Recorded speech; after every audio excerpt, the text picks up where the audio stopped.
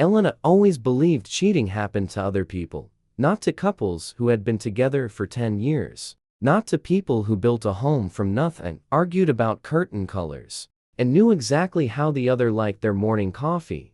She and Max were that kind of couple. They met at university by accident, standing in line for coffee. Max joked that she looked too serious for a Monday morning. She told him he looked too cheerful for someone running on no sleep. They laughed, and somehow, they never really stopped talking after that. Max was calm, dependable, a little quiet, but always present. He wasn't the type for grand romantic gestures, but he remembered everything: her fear of flying, her favorite movie, the anniversary of her father's death. That steadiness made Elena feel safe, and safety, she believed, was love. A life built slowly. Years later, they bought an apartment together. Mortgage payments, weekend renovations, furniture assembled at midnight. Their life looked ordinary in the best possible way. Evenings meant takeout dinners and shared silence. Arguments were small and forgettable. Plans for children lived somewhere in the future. Elena worked in marketing and often stayed online late answering emails. Max worked in IT, and over time his career began to grow. Quickly, their life became more comfortable and quieter. That was when the changes began. So small, she barely noticed. Little things. Max started taking his phone everywhere. Not dramatically, just always face down on the table. Muted notifications, a new password. One evening she joked, "Are you hiding state secrets now?" He laughed too quickly. "Work stuff." She let it go, because trust isn't a decision you make once. It's a habit. The first uneasy moment. Night, Elena woke up and noticed his side of the bed was empty. Light spilled from the kitchen. Max sat there typing quickly on his phone. When she walked in, he locked the screen immediately. "Can't sleep?" she asked. "Work," he said shortly. Something in his voice felt unfamiliar, but she told herself she was imagining things. The accident. A week later, Elena was searching their laptop for photos for their anniversary slideshow. That's when she saw a folder she didn't recognize. No name. Inside were screenshots. At first she assumed they were work files. Then she read the words, "I miss you already." Her stomach tightened. The contact name was saved as a single letter, A. She opened another image. Coffee cups across a table, two hands touching. A restaurant she had never visited with Max. The date was from 2 days earlier. The same evening, he told her he had worked late. Cold spread slowly through her chest. The moment everything shifts. Closed the laptop carefully. No tears came, just silence inside her head. When Max came home that evening, he kissed her like always, asked about her day, turned on the television. Everything looked normal, and that was the most terrifying part. He had learned how to live to live so naturally that nothing in his behavior changed. "You happy?" she suddenly asked. He looked surprised. "Of course." She nodded slowly. For the first time, she wondered if that was true, just not with her. The night of the truth. That night, Elena did something she never thought she would do. She waited until Max fell asleep. Then she picked up his phone. Her hands trembled. As she unlocked it, one notification sat at the top of the screen. A message: "I'll tell her soon. I promise." Elena felt her breath disappear, because in that moment, she understood. This wasn't a mistake. It was a plan. Elena didn't confront Max the next morning. That surprised even her. Instead, she watched him. He woke up as usual, made coffee, kissed her forehead, and asked if she needed anything from the store later. His voice sounded warm, familiar. The same voice she had trusted for years. It felt unreal knowing that only hours earlier she had read a message proving he planned to leave her. "I'll tell her soon. I promise." The words repeated in her mind all day. At work, Elena couldn't focus. Emails blurred together. Conversations sounded distant. Every memory she had with Max suddenly felt unreliable, like photos edited after they were taken. Had he already stopped loving her? Or had he never stopped pretending? The waiting. That evening Max came home late again. "Had meetings," he said, dropping his keys onto the table. Elena nodded. She studied him carefully now. The way he avoided eye contact for a second too long. The way he carried his phone everywhere. The way relief crossed his face when she didn't ask questions. He thought everything was normal, and for the first time, Elena realized she had power in silence. Following the truth days later, she left work early. She told herself she wasn't spying. She just needed certainty.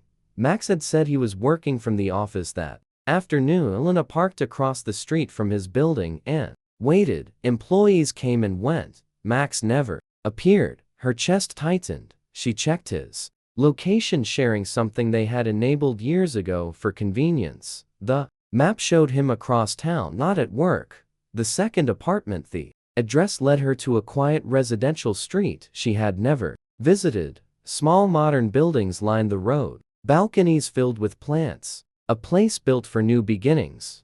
Elena sat in the car for several minutes, unable to move. Then she saw Max walked toward the entrance, carrying grocery bags. He looked relaxed, happy. He unlocked the door and disappeared inside, like he belonged there. Elena felt something inside her collapse. Silently, this wasn't an affair happening in secret moments.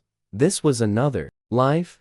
She didn't plan what happened next. She only knew she needed to see who lived inside that world. Elena walked to the building and rang the intercom randomly until someone opened the main door. Her hands trembled as she reached the apartment number she had memorized. She knocked. Footsteps approached. The door opened. A woman stood there, barefoot, surprised, holding a mug of tea. She looked ordinary. Kind eyes, soft expression, not younger, not more beautiful, just real.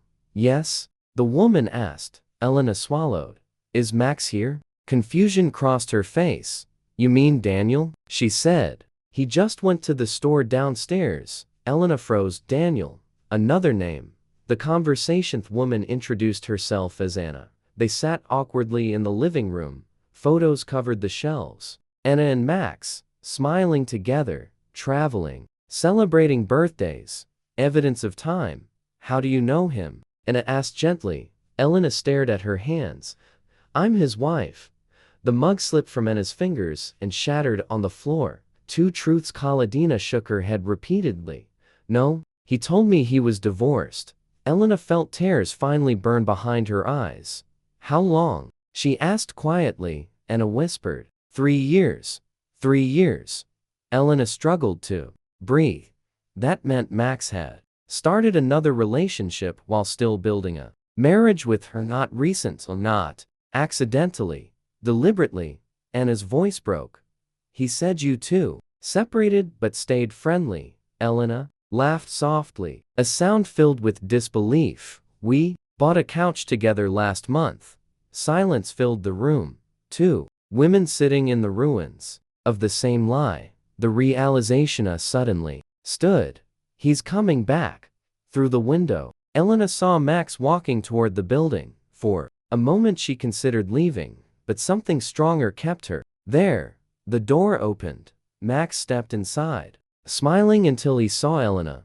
The color drained from his face. Neither woman spoke. He looked from one to the other, understanding instantly that the two worlds he had built had finally collided.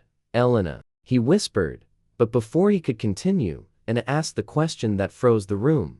How many lives are you living? Max didn't answer, and his silence told them everything. Max stood frozen between them. For the first time since Elena had known him, he had no explanation ready, no calm voice, no careful words, just fear. I was going to tell both of you, he said finally. Anna laughed bitterly.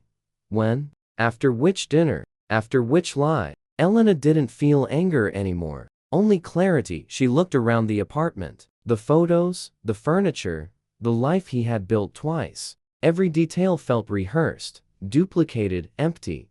You didn't love to people, she said quietly. You loved being needed. Max tried to step closer. Elena, please. We can fix this. But she shook her head. There was nothing left to fix. The decision. Neither woman argued with the other.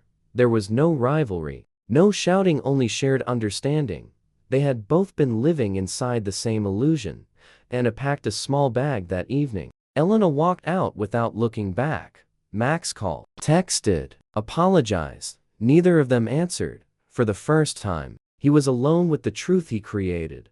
Months later, spring arrived slowly. Elena moved into a smaller apartment across the city. At first, the silence felt heavy. Then it became peaceful. She learned how to live without waiting for explanations, without checking messages, without questioning herself. One afternoon at a cafe, a stranger asked if the seat beside her was free. She smiled and nodded. The conversation was simple, easy. No secrets, no tension, and she realized something unexpected. The betrayal hadn't destroyed her life. It had returned it to her.